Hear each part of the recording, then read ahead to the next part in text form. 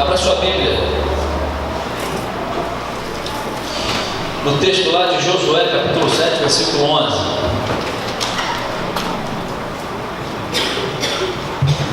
Sentiram falta de tantos irmãos? Estão nascidos os irmãos? É mesmo? Que isso? Não dá para entender, mas vamos lá. O Senhor é conosco. Deus fala com os presentes, só lamenta os ausentes. Com lamento e tristeza, mas vamos que vamos. Aleluia. Josué capítulo 7, versículo 11. Quantos acharam de amém? Amém. Diz assim: Israel pecou, eles transgrediram o meu pacto que lhes tinha ordenado, tomaram do anátema, ou daquilo que é amaldiçoado, furtaram-no e, dissimulando, esconderam entre a sua bagagem.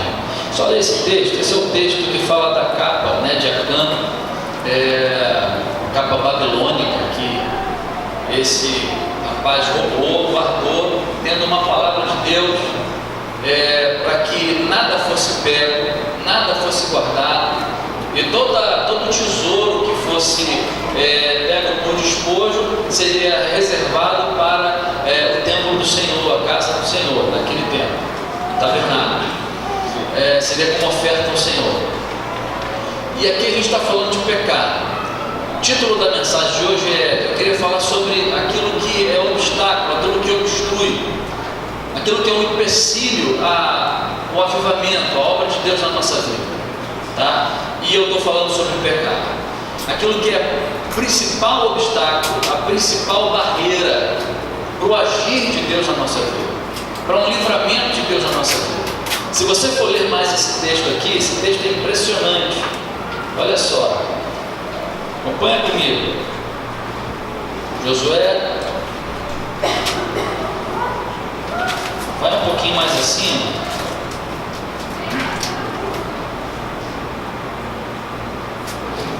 Versículo 2. Josué enviou de Jericó alguns homens a Ai, nome da cidade, né? Ai, que estava junto a Bet-Aven, ao oriente de Betel. Disse: subi e espiai a terra. Subiram, pois, aqueles homens e espiaram a Ai. Voltaram a Josué e disseram: não suba todo o povo, porque Ai é fraquinho, né? Molinho. Acabamos de vir de Jericó, uma cidade fortificada, derrubando a famosa muralha de Jericó, só com o poder de Deus. Então, Josué, pode mandar assim, só alguns caras aqui, quantos aqui que ele falou? Olha lá. Assim subiram lá do povo cerca de 3.000 homens, os quais fugiram de diante dos homens de Ai. E os homens de Ai mataram deles cerca de 36, e havendo-os perseguido desde a porta até Sebarim, bateram-nos na descida, e o coração do povo inteiro se derreteu e se tornou como água. Então eles vinham de uma baita vitória, eles vinham, sabe, de uma vitória sobre um território, uma cidade, uma muralha intransponível, e debaixo da palavra de Deus, Deus havia dito a eles: olha, vocês vão se santificar, porque eu vou fazer maravilhas no meio de vocês. E eles assim fizeram. Logo depois passaram pela travessia ao Jordão, que representa o batismo, né? Depois circuncidaram aquela geração inteira que vinha, que nasceu no deserto, renovaram a aliança, derrotaram Jericó, e agora estava diante deles uma cidadezinha pequenininha. Então, olha só, não precisa mandar muita coisa. Só que o que tinha acontecido? Havia um anátema, havia alguma coisa, havia pecado escondido. E é isso que eu quero falar sobre o pecado, sobre a possibilidade que o pecado nos traz, sabe, de impedir vitórias de Deus sobre a nossa vida, de fazer com que não apenas a gente caia em derrota e até morra, como faz derreter o coração de um povo inteiro. Porque uma derrota, vamos para a rua, uma derrota pode inflamar, na verdade inflamar fala de fogo, né? Mas pode derreter, pode trazer uma tristeza, um desânimo a todo um povo, todo um grupo. Então o pecado é terrível. E o que fez com que Deus não ajudasse o seu povo foi justamente o pecado. Justamente não porque Deus é ruim, Mas é Ele que faz separação entre nós e o Senhor. Deus é santo. Você pode dizer isso comigo? Deus é santo. O Senhor é santo. Então, olha, exatamente o pecado que ofende a santidade de Deus. E às vezes Deus fica querendo agir, só que há anátema no nosso meio, há anátema na nossa bagagem. Estamos carregando na nossa vida alguma coisa que não devíamos estar carregando, alguma coisa que está pesando na nossa bagagem, que nós não precisávamos estar carregando. E essa coisa eu quero especificar nessa noite, chama-se pecado. Você pode dizer isso aí comigo? Pecado. Hoje, no século XXI, a gente vai tentando arrumar outros nomes para pecado. Vamos tentando, porque pecado não está mais na moda. As pessoas se incomodam com esse pecado. Mas você abre a Bíblia, você vê de Gênesis a Apocalipse uma palavra, amado, que é mais atual do que o jornal que vai sair na semana que vem. Ela fala claramente o que é pecado. Ela usa essa denominação, pecado.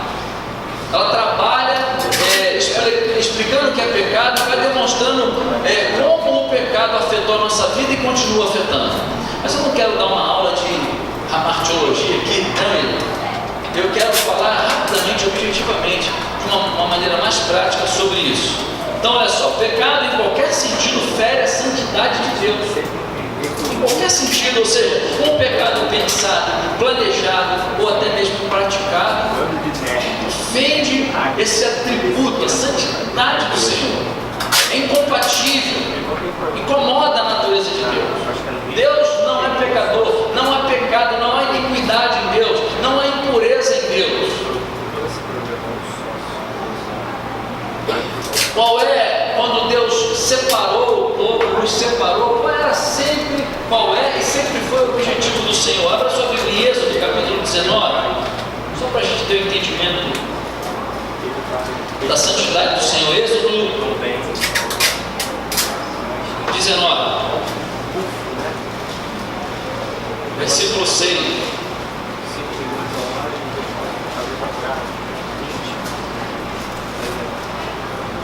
Vamos ler a partir do 5, para ficar mais completo.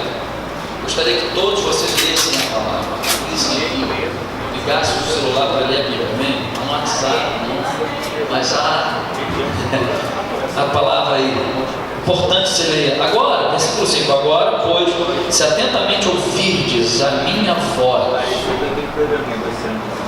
Entenda, amado, a aliança com Deus está inteiramente ligada a ouvir e obedecer a voz do Senhor. Quebra-se a aliança e peca-se toda vez que eu ouço e não obedeço, ou nem ouço.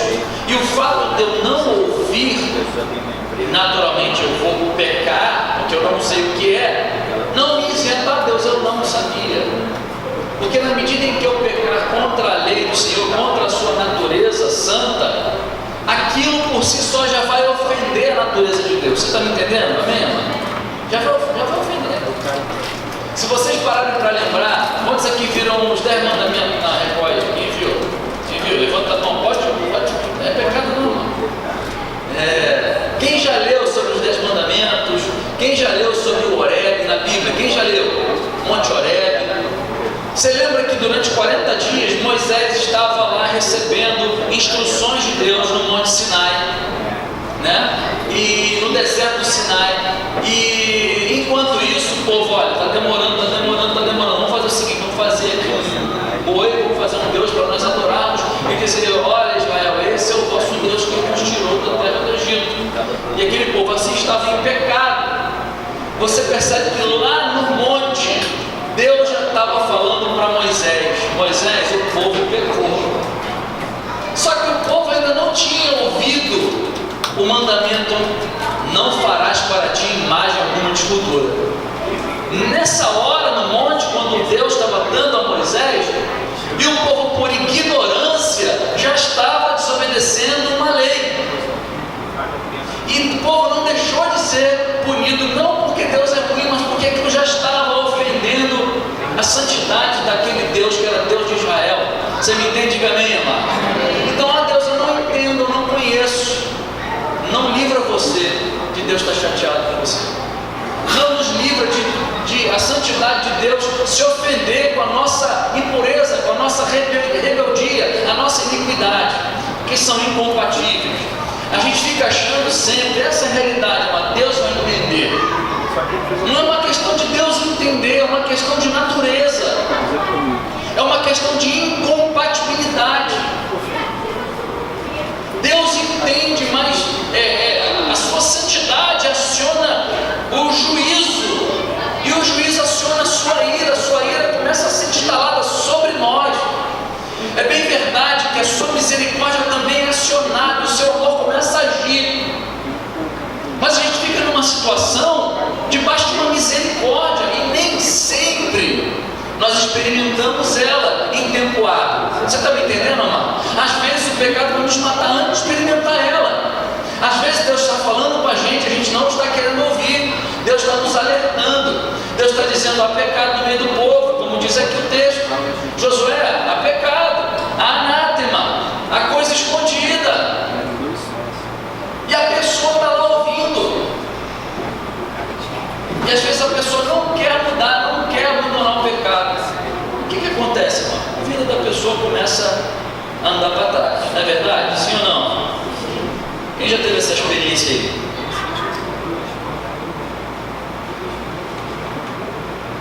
Versículo 5: se ouvirdes atentamente a minha voz e guardardes o meu pacto, então sereis a minha possessão peculiar. Olha a condição: vocês vão ser minha possessão, vocês vão ser meu povo, se guardardes a minha voz, os meus mandamentos. Deus está dando um contrato ao povo. Quando vocês quebrarem isso, eu não tenho mais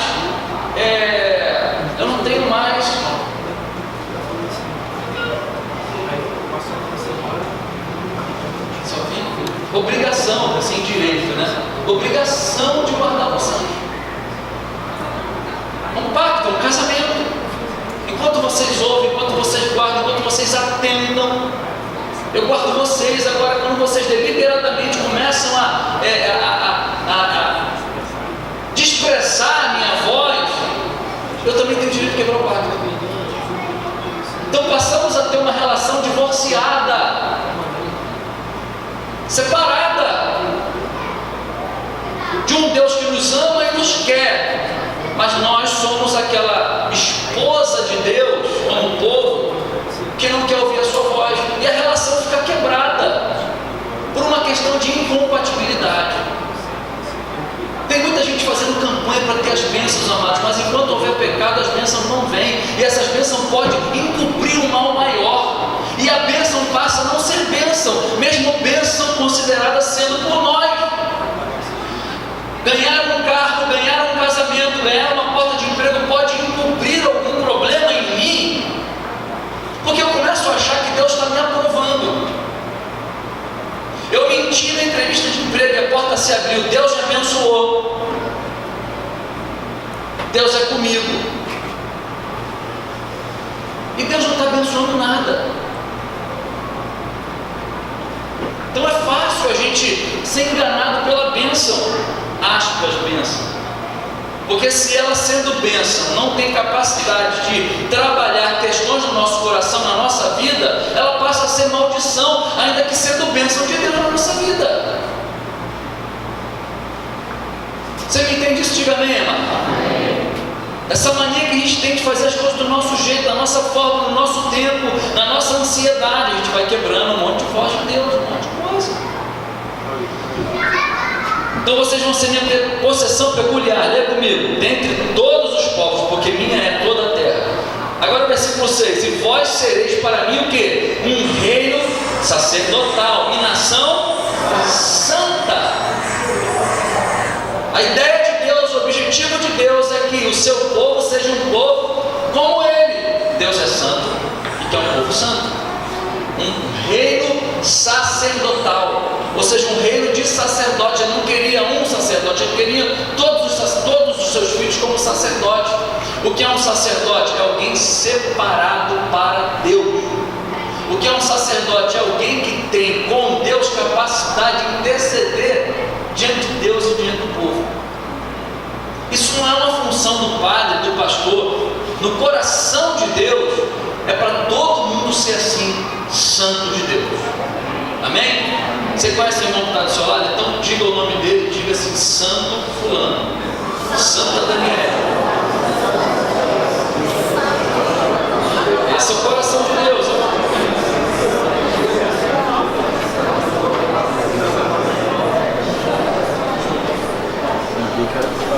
Fala para outro aí: você é santo, cara.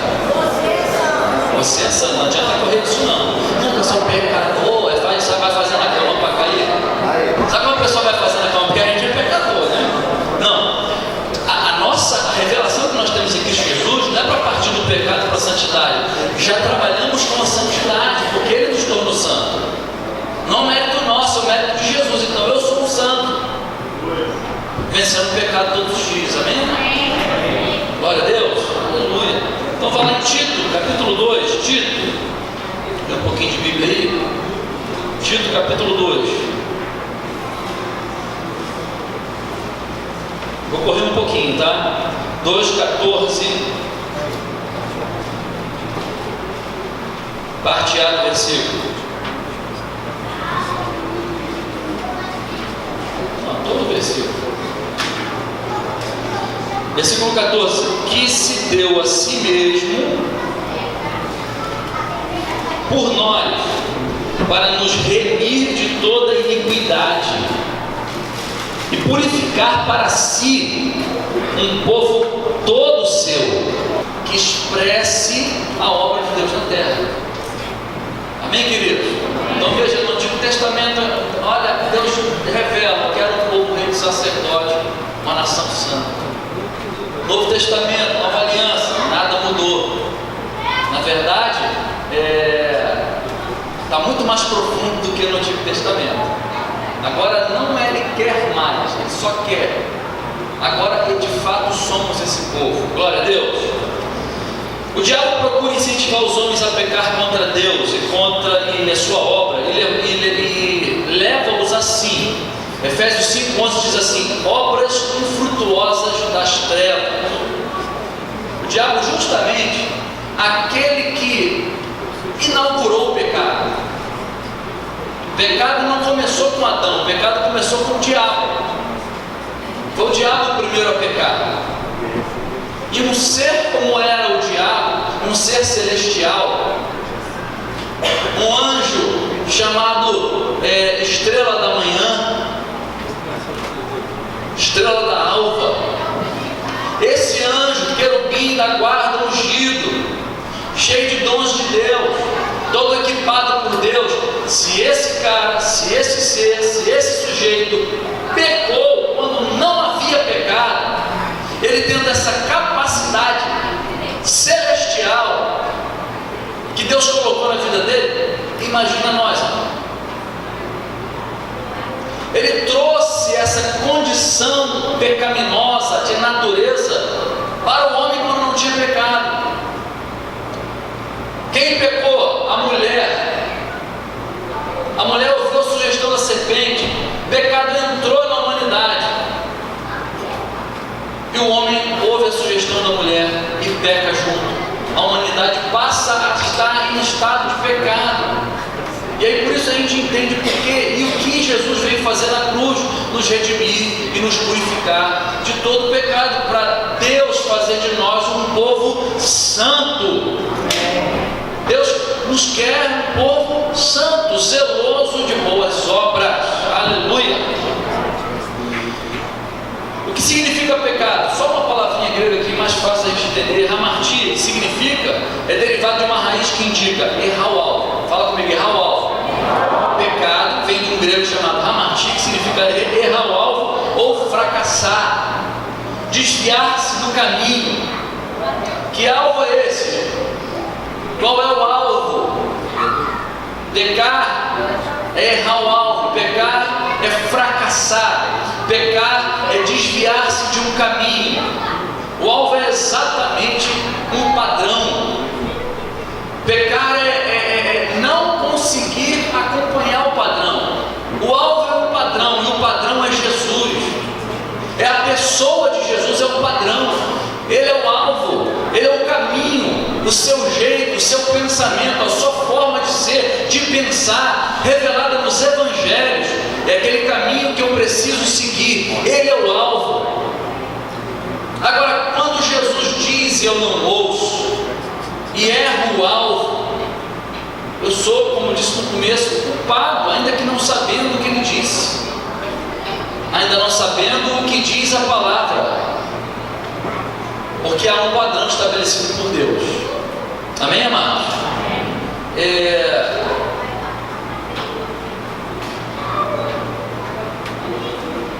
E a gente pensa assim: caramba, mas Jesus é padrão demais, como é que eu vou alcançar esse alvo? Como é que eu vou? É muito difícil. Sozinho a gente não vai conseguir mesmo não, mano. Por isso Ele derramou o Espírito Santo, Ele mesmo. E Ele é aquele que começou uma boa obra, a obra dele. E essa obra vai acontecendo como? De fé em fé, de glória em glória, dia após dia, a cada dia pegando a cruz e seguindo a Ele. Seguir a Jesus não é seguir uma denominação, ainda que eu esteja dentro dela aprendendo a seguir a Jesus, bons irmãos. Mas seguir a Jesus é seguir aquilo que é revelado pela palavra e aquilo que, conforme a palavra, vem sendo demonstrado na vida do meu irmão. Opa, meu irmão vive conforme Jesus, ou seja, eu estou apalpando Jesus na vida do meu irmão. Não é só letra, eu estou vendo na vida do meu irmão. E aí fica mais fácil, porque meu irmão está vivendo como Jesus, eu posso aprender com meu irmão. Alguns que já estão mais tempo na caminhada, mais tempo seguindo o caminho e tentando acertar o alvo, vai ter mais facilidade, vai ajudar aqueles que estão chegando agora e querem uma referência. Sabe quem é essa referência, amado? A nossa vida, a palavra de Deus na nossa vida, sendo encarnada na nossa vida. E isso é vida. Você pode dizer comigo: vida. Vida. Trata-se em desviar-se de um padrão. O pecado é tanto um estado como é uma condição. Pecar é afastar-se daquilo que Deus considera como conduta ideal, do homem ideal, exemplificado em Jesus. Então, os nossos olhos devem estar colocados em Jesus. Agora, isso é muito místico, né? Muito teórico. Jesus, fecha o olho. Aí quando ministra uma canção aqui, aí ele fica imaginando, aí sempre vem um Jesus romano na mente. Aquele cabeludo, Jesus novo. Não é aquela imagem que ele está dizendo. Imagem fala de caráter, não é de uma imagem desenho. Imagem é caráter, é contemplar o caráter de Jesus, a vida de Jesus como revelada na Escritura. Tem mais a Bíblia agora para levantar, né? É o celular, como revelada em Jesus e na palavra. E como eu disse aqui, na medida em que eu consigo ver a vida do meu irmão, essa imagem que vai sendo revelada, os valores morais, os valores do reino, o jeito de pensar, a forma de se comportar. Jesus era autêntico, Jesus era verdadeiro, Jesus era simples, Jesus era humilde, Jesus era separado. Apesar de ser alguém santo, andava com os pecadores, mas não se contaminava com o pecado dele. Jesus andava com prostituta, mas não se prostituía. Jesus andava com publicanos para pregar o evangelho, mas não roubava o povo. Não era mentiroso, não servia ao Império Romano e muito menos a religião do seu tempo. Jesus era ímpar. E é Ele que a gente está seguindo. Nós somos seguidores de Jesus. Nós não somos evangélicos. Somos evangélicos enquanto o Evangelho está sendo manifestado e vivido entre nós. E que Evangelho é esse? O Evangelho de Deus revelado em Jesus. Qualquer outro formato, como a gente vê, estético, e que chama-se evangélico, não tendo o Evangelho de Jesus, não é evangélico, ainda que chamado seja.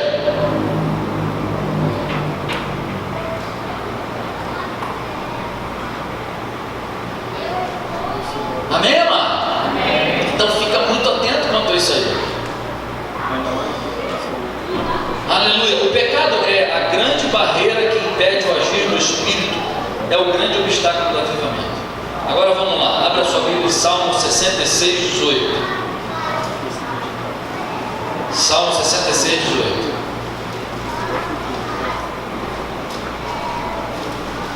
Puder me ajudar aí, Nath?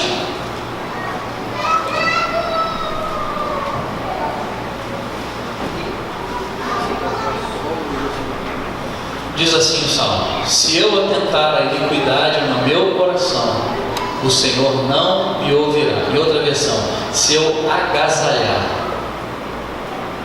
se eu acalentar a iniquidade, o pecado no meu coração, o Senhor não me ouvirá. Queridos, larga agora a sua Bíblia, olha para cá, olha ali. O Senhor não nos ouvirá se a gente ficar agasalhando o pecado no coração. Não adianta eu orar por você. Eu não tenho poder de quebrar, não tenho um conchavo com Deus, não tenho uma jurisprudência celestial, eu não tenho um papo diferenciado para quebrar e dar uma brechinha para Deus te ouvir. Não adianta você acender uma vela para a Ave Maria, que a Ave Maria, como ela é mãe de Jesus, o filho ouve a mãe, né? Sem uma vela, a mãe ele vai ouvir, porque esse pecado não dá para lá. Isso é impossível. Não dá. Eu preciso que Deus responda. Como é que eu faço? A Bíblia está dizendo: se eu ficar agasalhando a iniquidade do meu coração, o Senhor não me ouvirá. Isaías 59, versículo 1 e 2. Abra lá, por favor. Isaías 59, versículo 1 e 2. Essa é forte.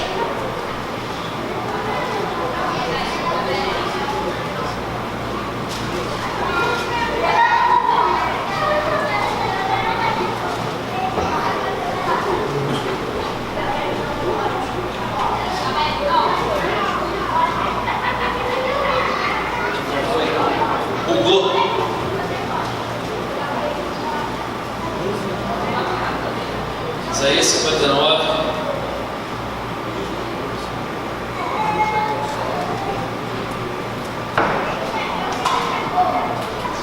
e 2. Vamos ler juntos?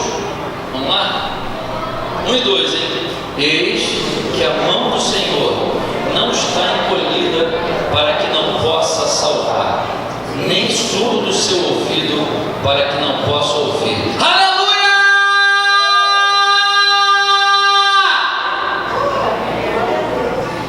A maioria sabia até aí. Então, glória a Deus. Não é bom ouvir isso aqui, ó?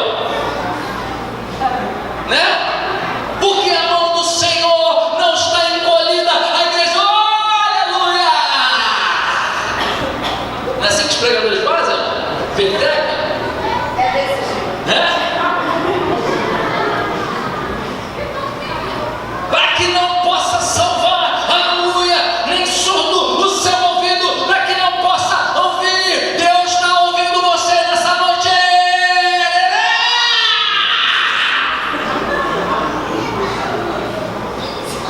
E fica só até aí,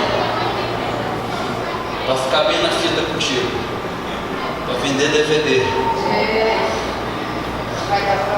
para ter curtida, para ser visualizado no YouTube, né? Para ser convidado de novo naquela igreja, né? Aleluia, né, amado? Agora vamos ler, versículo 2: mas as vossas iniquidades fazem separação entre vós e o vosso Deus, e os vossos pecados esconderam o seu rosto de vós, de modo que não vos ouça. Agora fala uma forte, né? Forte, real. Provérbios 28, 13. Provérbios 28, 13. Outra pancada. Vamos lá. A palavra de Deus, hein? 28, 13.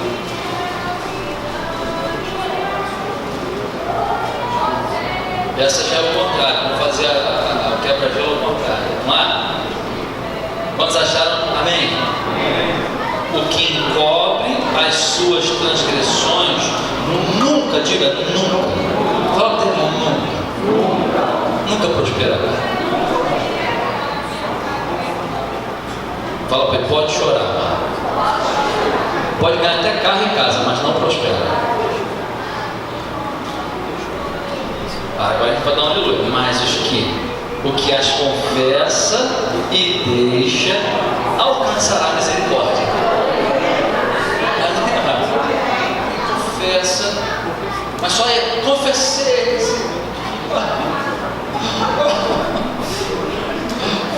Continua do mesmo jeito, alcança a misericórdia. Confessa aí. Todos nós, amados, não é diferente, não tem uma sentença assim. Observação para os pastores do Projeto Vida Nova: existe a possibilidade de não confessar e ter misericórdia. De todo, talvez se der mole, pega mais ainda no pastor. Sabia, querido? Glória a Deus, não. Não, glória a Deus. Jeremias 3, versículo 13. Você vai ler alguns textos aqui só para a gente ir refletindo. Calma, depois a gente vai chorar todo mundo junto. Capítulo 3, versículo 13.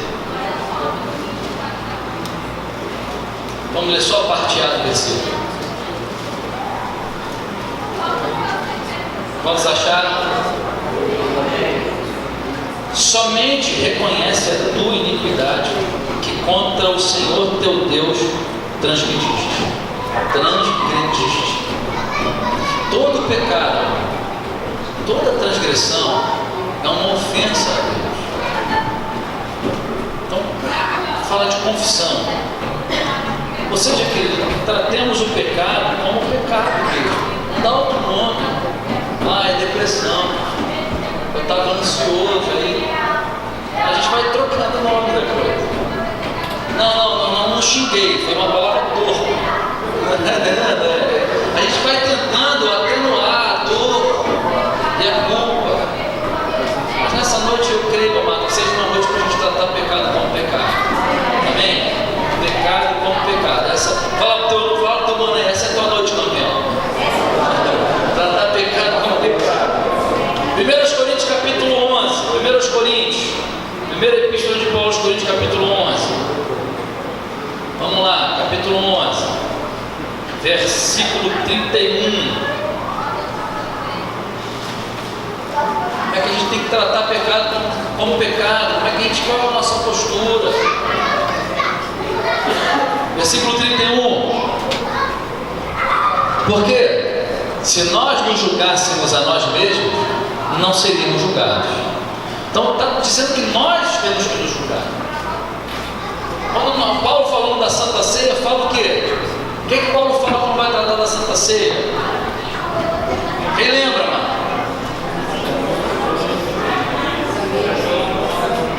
Examine-se, pois, o homem a si mesmo. Quem tem que me examinar? Não é uma mesa para se sabatinar. Não são os irmãos. Se eu me julgar a mim mesmo, eu evito ser julgado por outro. Então eu tenho que me julgar. Eu tenho, segundo a palavra de Deus, eu tenho que me examinar. 1 Pedro, capítulo 4, versículo 17. 1 de Pedro, capítulo 4, versículo 17. Você vai anotando esses textos aí, você lê em casa de novo, para você refletir com calma. Deixa a palavra de Deus trabalhar no teu coração. Capítulo 4, versículo 17. Diz assim: porque já é tempo que comece o julgamento pela casa de Deus. Então o julgamento não começa lá fora, começa aqui dentro. O julgamento não começa com o meu vizinho, começa dentro da minha casa. O julgamento não começa com o feiticeiro, começa no povo de Deus. Começa o povo de Deus, em primeiro lugar, vendo a trave que está no seu próprio olho, vendo o tronco que está no seu próprio tirar o cisco do olho de todo mundo. Jesus falou sobre isso conosco. Antes de falar do irmão, eu tenho que me analisar a mim mesmo. Amém, irmão? Fala para o teu irmão, vai tomar conta da tua vida. Te deu a oportunidade, vai desabafa agora. Vai, desabafa, vai. Você que queria uma catarse dessa, vai tomar conta da tua vida. Salmo 139. Salmo de Davi. Esse é o de Davi, 139.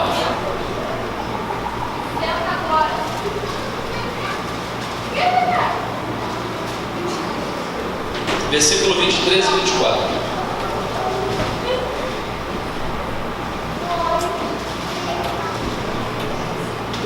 Olha que coisa sonda-me, ó Deus. Olha a postura de alguém que está confessando, de alguém que está quebrantado, contrito de coração, aquele a quem Deus não despreza. Queridos, porque é triste pensar que Deus pode estar nos desprezando. E por que a gente acredita que Deus não nos despreza? Eu vou pensar nisso. A gente acredita, a gente colocou um bloqueio, a gente deu um jeito de pensar que Deus é tipo brasileiro, sabe? Que vai sempre dar uma moral, vai sempre. Aqui, se vocês quiserem comprar Paixão pelas Almas ou João Schmidt, tem uma lista aqui que eu acho ela assim, uma lista que trabalha essas questões na nossa vida. Eu vou ler devagar e sigo para o final da mensagem, e na medida em que você se enquadrar em um desses, uma dessas atitudes ou postura, se você se vê, você sai do seu lugar, né? Tá bom? Amém, irmão? Lembra dos textos que nós lemos? O Senhor quer estender a mão sobre nós, quer ouvir as nossas orações, quer vir sobre nós, quer nos usar nessa terra, mas os nossos pecados, as nossas iniquidades fazem separação. Vou começar a ler.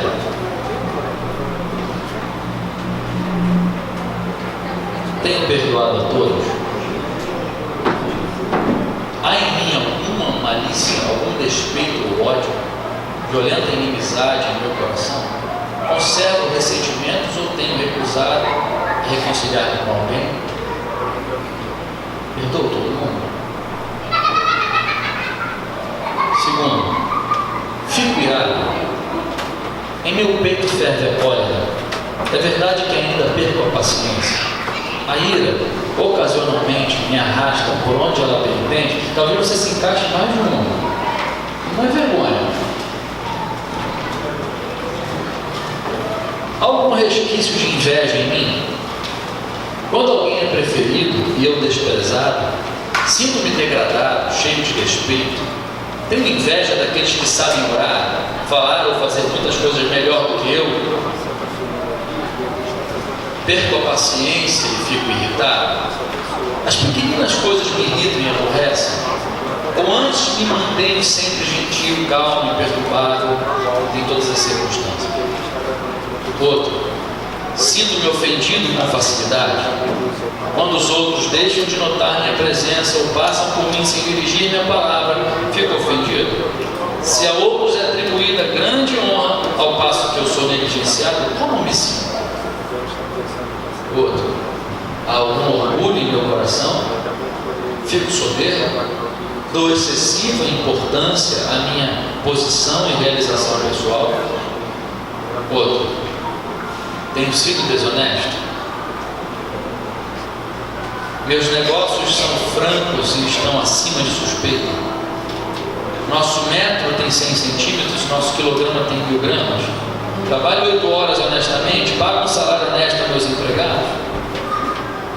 Outro, tenho sido bisbilhoteiro?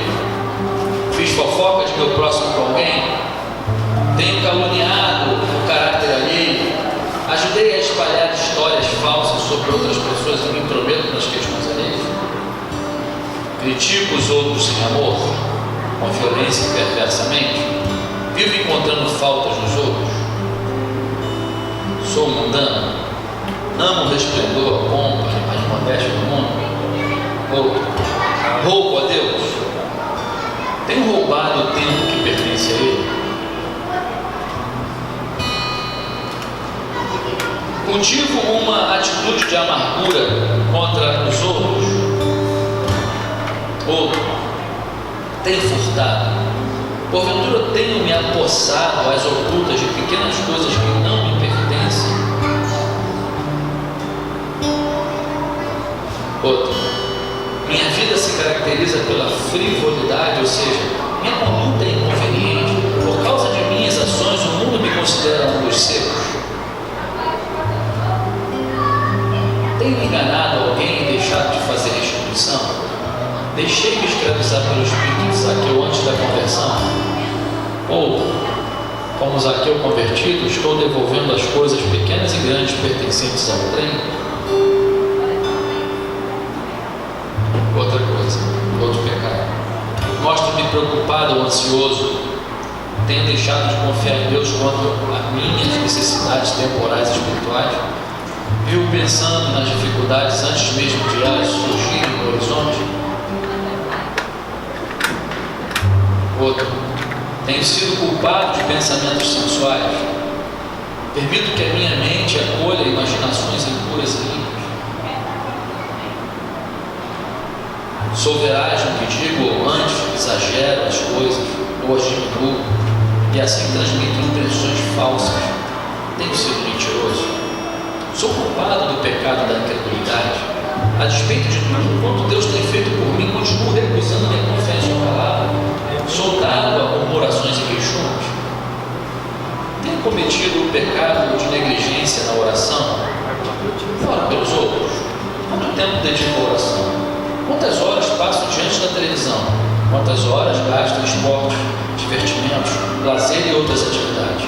Estou negligenciando a palavra de Deus?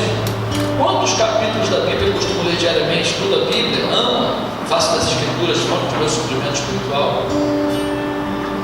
Tenho deixado de confessar a Cristo abertamente? Sinto vergonha de falar de Jesus? Sinto a responsabilidade pela salvação das almas? Tenho amor pelas almas perdidas? Há no meu coração alguma compaixão por aqueles que perecem? E o último, perdi o meu primeiro amor e não me sinto mais aquecido pelo fogo de Deus? Essa é uma lista que eu acho impossível alguém tomar um tiro nesse equilíbrio. Eu tomei uns 3 aqui. 3 ou 4.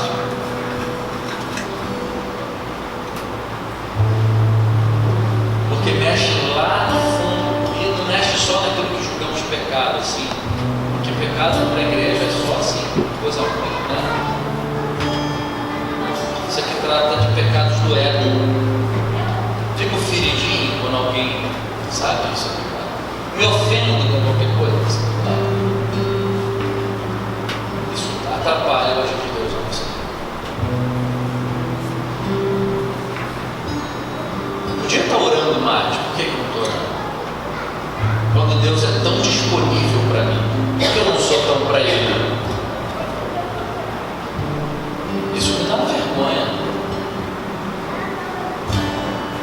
E pior, quantas coisas não acontecem na minha cidade porque eu não tomo posicionamento? Quanta gente não está morrendo porque eu não intercedi e morei?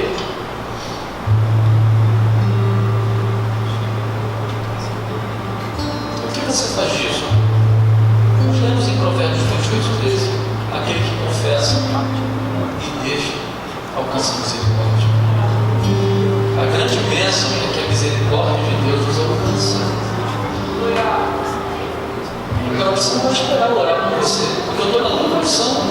Eu apenas estou num lugarzinho um pouquinho mais alto aqui, estrategicamente para facilitar a comunicação. Mas sou santo, cresci no pecado tanto quanto você, e falei a você que todos os 3 tiros aqui eu tomei. Então eu não sou intercessor, eu não sou teu sacerdote. Nós somos sacerdotes juntos. É você e eu, cada um de nós. Você tem toda a liberdade para confessar Quais os que você se enquadrou? Fala sobre eles, com o Espírito Santo.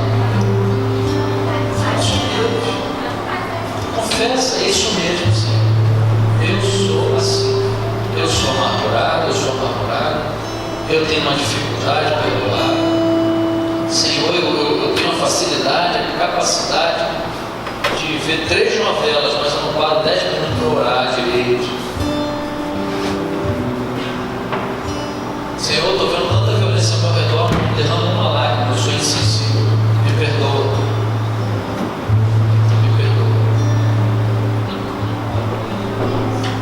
Você que é jovenzinho, Senhor, eu tenho dificuldade, eu fico desobedecendo e fico mentindo para os meus pais, isso é pecado. Querido, Deus não vai, jovem, Deus não vai, porque ele é novinho, então não tem isso no Senhor. É só uma noite com o Senhor, sem muita emoção, sem ficar aqui, sabe, manipulando as suas emoções, mas uma oportunidade que o Senhor dá. Confessa. Tenha uma ousadia para entrar no sangue do sangue, pelo sangue de Jesus, diante do trono da graça, mas com um coração verdadeiro, em inteira certeza de fé. Inteira certeza de fé. Aleluia. Aleluia.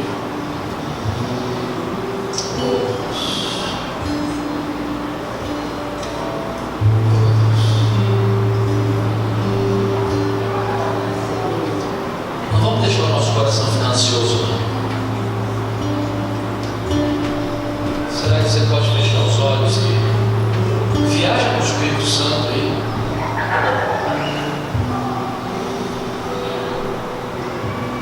Fala com Deus.